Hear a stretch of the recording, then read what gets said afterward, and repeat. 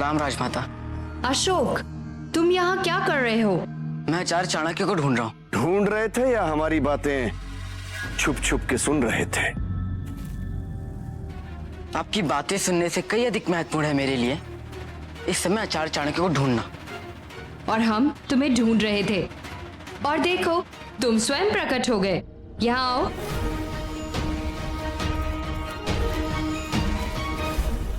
हमारी इच्छा है राजकुमार जस्टिन के विवाह में तुम एक महत्वपूर्ण भूमिका निभाओ। जब से प्रतियोगिता संपन्न हुई है सब मुझे किसी न किसी महत्वपूर्ण दायित्व के निर्वाह योग्य समझने लग गए।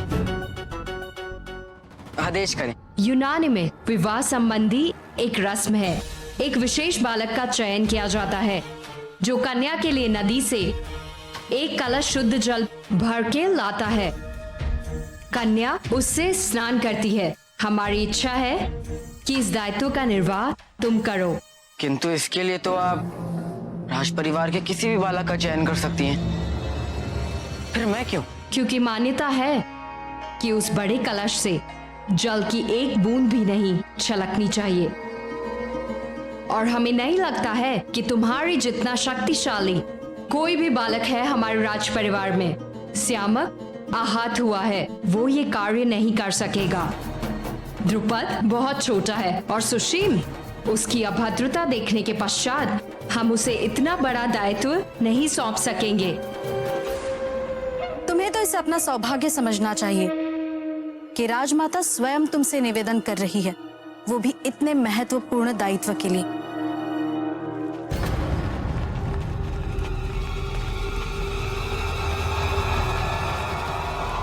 लोग यहाँ क्या कर रहे हैं? सुरक्षा व्यवस्था का निरीक्षण। आचार्य चाणक्य सम्राट और महामात्र से इसी संबंध में मिलने वाले हैं। आचार्य चाणक्य से भेंट करने का यही है कुछ।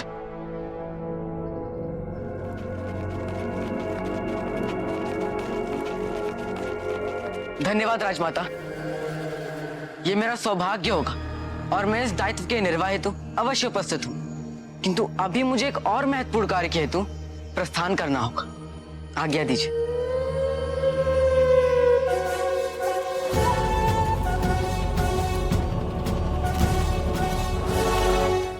कुछ समझ रहे हैं आप? आचार्य चाणक्य और सम्राट बिंदुसार की भेंट होने वाली है सुरक्षा व्यवस्था का निरीक्षण करने हेतु।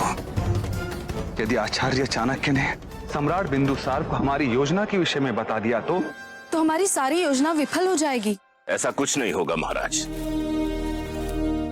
मैंने अपने सिपाहियों को निर्देश दे दिया है कि मेहमानों की हिफाजत सबसे ज्यादा जरूरी है। आप देखेंगे तो आपको खुद तसल्ली हो जाएगी। अवश्य वीर, अवश्य।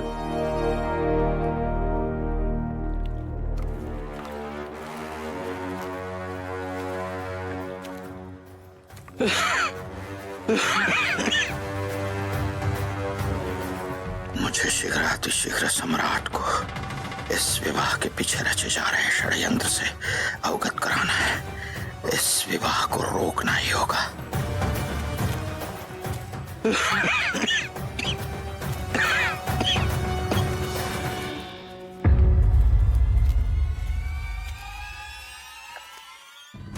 कोई नहीं रोक सकता। मैं अपने पिता का सत्य जानकर रहूंगा। आचार्य चाणक्य जैसे सम्राट के समक्ष पहुंचेंगे मेरे जीवन का सबसे बड़ा रहस्य खुल जाएगा। ये रहस्य कभी नहीं खुलेगा। सब कुछ ज्ञात होते हुए भी चाणक्य कुछ नहीं कर सकेंगे। आपने सुना नहीं? आचार्य चाणक्य और सम्राट बिंदुसार मिलने वाले हैं। मिलने वाले हैं किंतु मिलेंगे नहीं, क्योंकि चाणक्य बिंदुसार तक नहीं पहुंच पाएगा।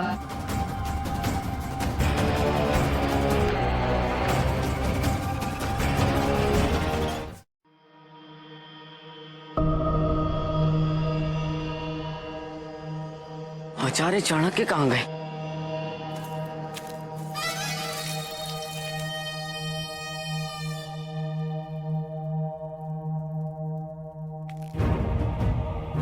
इन सभी रोगियों का स्पर्श करना मुझ जैसे राजकुमार के लिए इससे घृणास्पद कार्य कुछ नहीं हो सकता। मेरे वश में हो तो इन सबको सीमा के बाहर छोड़ाऊं पशुओं के लिए।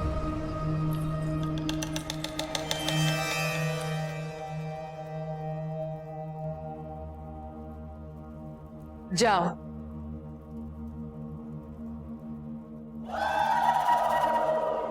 पुत्र, यदि तुम अपने पिताजी महाराज से क्षमा की अपेक्षा रखते हो तो तुम्हें उन्हें विश्वास दिलाना होगा कि तुम पूरी निष्ठा से चाणक्य के दंड की पूर्ति कर रहे हो। दास दासियों के समक्ष अगर इस प्रकार तुम अपने विचार व्यक्त करोगे तो हो सकता है कि ये बात सम्राट तक पहुंच जाए। निश्चिंत रहिए माँ, पिताजी महाराज को मेरे जय जयकार के व्यतिरिक्त कुछ नहीं सुनाई देगा। राजकुमार सुशीम की, राजकुमार सुशीम की, राजकुमार सुशीम की, राजकुमार सुशीम की, राजकुमार सुशीम की, राजकुमार सुशीम की। सम्राट, ईश्वर का आशीर्वाद बनकर आए हैं राजकुमार सुशीम हमारे लिए। रोगियों को चिकित्सालय ले जाने हेतु दिन रात निरंतर बैलगाड़ी की सेवा उपलब्ध कराई है उन्होंने। बैलगाड़ी की सेवा भी तो इसीलिए उपलब्ध की गई ताकि रोगियों को लाने के बहाने मैं चिकित्सालय से बाहर रह सकूं।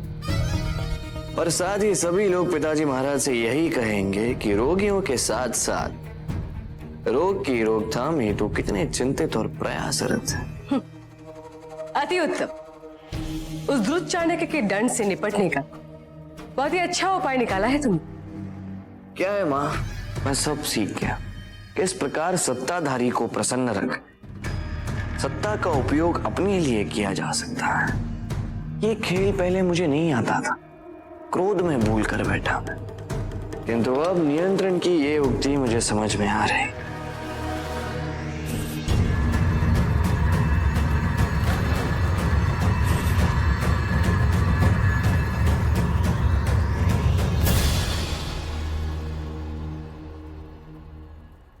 तुमसे ये अपेक्षा नहीं थी।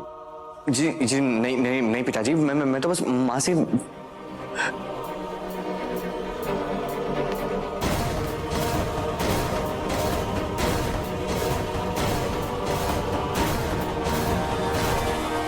अपने क्रोध पर नियंत्रण पाने की युक्ति के साथ साथ तुमने जिस सेवा भाव से इस चिकित्सालय में प्रदर्शन किया है उससे मैं अत्यंत प्रसन्न हूं।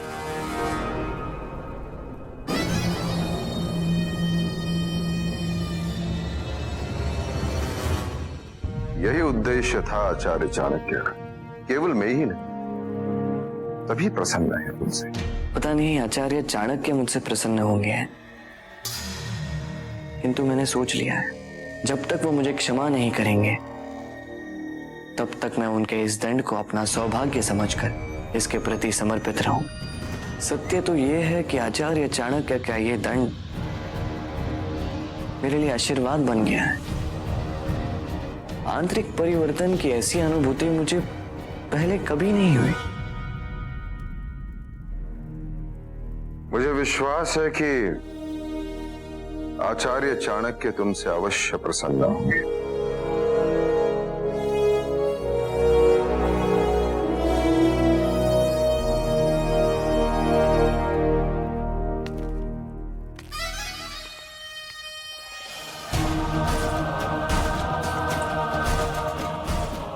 परिवर्तन प्रत्यक्ष है। कूटनीति और सिंहासन के खेल में तुम निपुण होते जा रहे हो।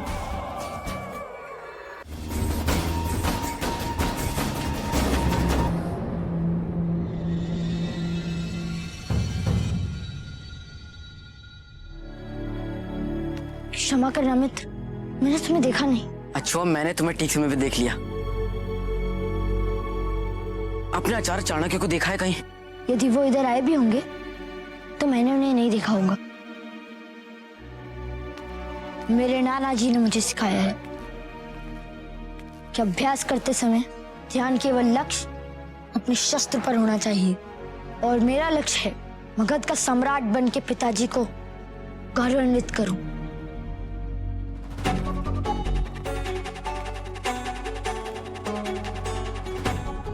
आप अपने पिता से बहुत प्रेम करते हैं ना?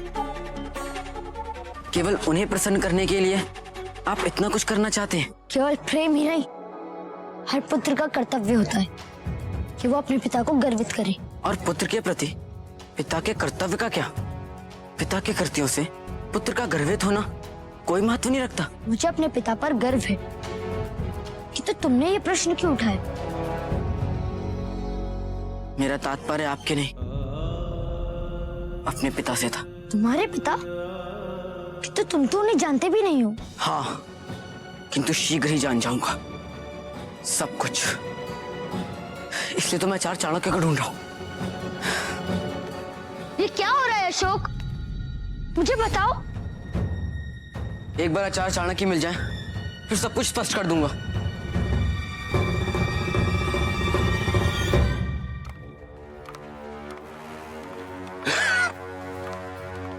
सम्राट भीतर है। जी अभी कुछ ही क्षण पूर्व राजभवन की ओर प्रस्थान कर गए।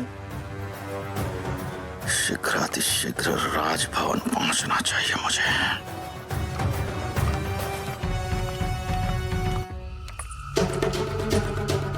अशोक कहाँ चला गया?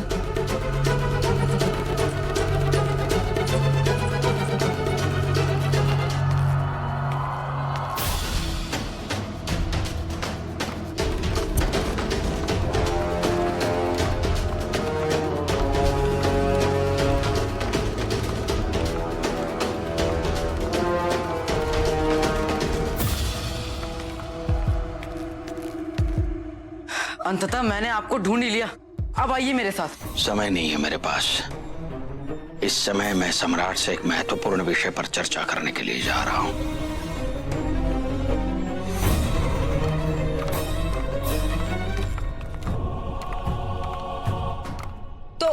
तो मैं भी तो यहीं आया था आपसे ये कहने कि सम्राट आपसे भेंट करना चाहते हैं। किस विषय में? संभवतः कुछ पूछना होगा, किसी प्रश्न का उत्तर चाहिए होगा। वो तो आपको उनसे मिलते ही ज्ञात हो जाएगा। वो अपने कक्ष में आपकी प्रतीक्षा कर रहे हैं। सम्राट अपने कक्ष में है। जी हाँ।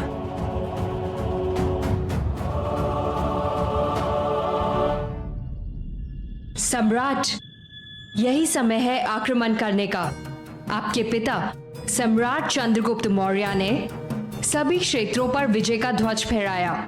एक कलिंगा के अतिरिक्त क्या आप उनका अधूरा स्वप्न पूरा नहीं करेंगे? यूनानी सेना के पास कुछ ऐसे अस्त्र शस्त्र हैं जिसके सामने कलिंग की सेना का टिक पाना असंभव है सम्राट।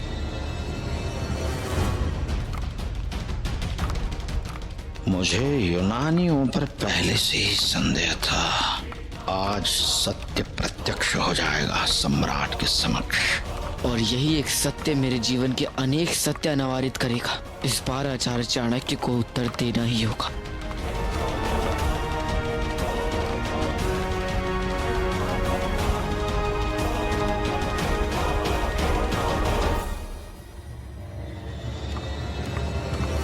रुको अशोक। आचार्य रुकिए।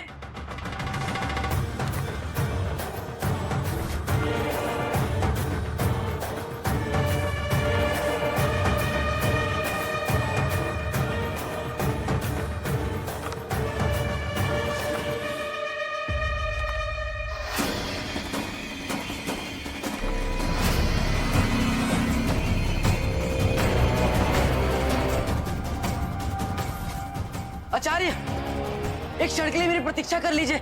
मेरे पास एक क्षण का भी समय नहीं है। आचार्य, मैं आपसे विनती करता हूँ, रुक जाइए। सम्राट ने मुझे आदेश दिया था कि मैं आपको अपने साथ लेकर आऊं।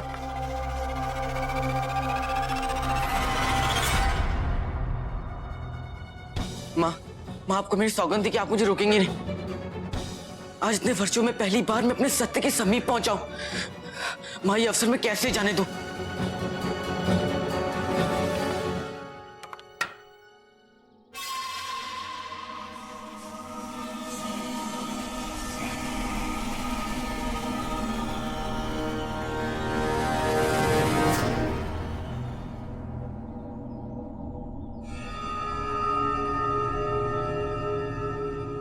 बात केवल अवसर की नहीं है, हमें यह भी देखना चाहिए कि इस अवसर का लाभ उठाने के लिए हम पूर्णतः तैयार है कि नहीं। तैयारी आवश्यक है, तो उसमें विलंब क्यों? यूनानी अस्त्रों शस्त्रों के प्रयोग में प्रशिक्षित होने के लिए अपने सेना अधिकारियों को अब भी भेज दीजिए। समय को व्यर्थ क्यों करना? मैं समझता हूं मां, किंतु इतना बड़ा निर्णय बिना आचार्य चाणक्य के परामर्श के लेना नहीं मां। अवश्य।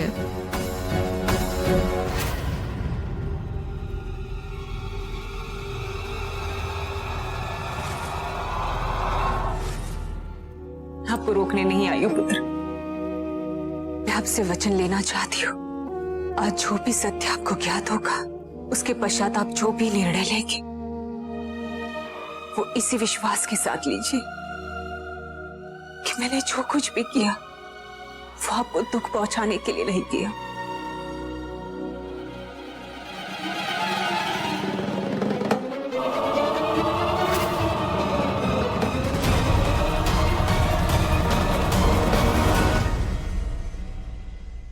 यदि मैंने आपसे सत्य छिपाया है तो उसके पीछे जो भी कारण होगा वो इस सत्य से अधिक महत्वपूर्ण रहा होगा।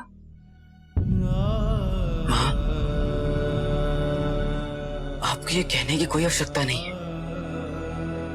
कोई भी सत्य आपके प्रति मेरे विश्वास को परिवर्तित नहीं कर सकता।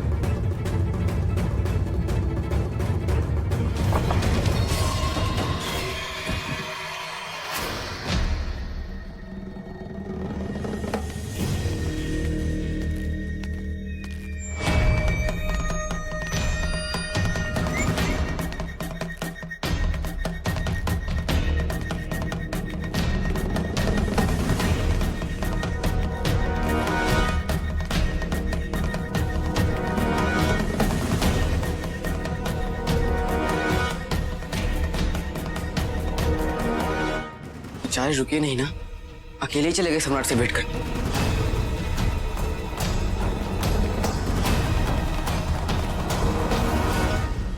ठीक है मां, यूनानी अस्त्र शस्त्र के विषय में और सैनिकों को प्रशिक्षित करने के संबंध में मैं मीर से अवश्य बात करूंगा।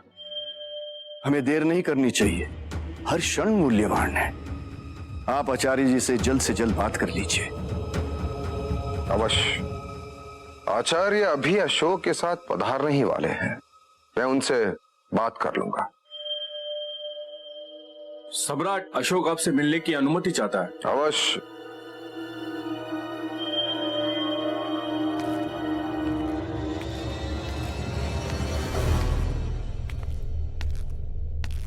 तुम तो आचार्य चाणक्य को बुलाने गए थे। वो नहीं आए? आए नहीं? तो वो तो मेरे साथ ही आ रहे थे आपसे भेंट करने। कहां गए?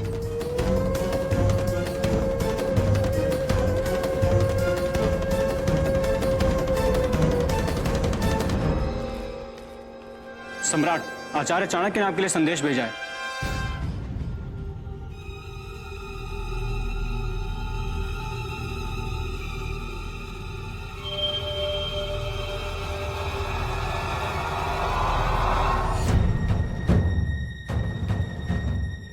आचार्य चाणक्य ने लिखा है कि वो पाटलिपुत्र से कुछ दिनों के लिए बाहर जा रहे हैं, किसी निजी काम से।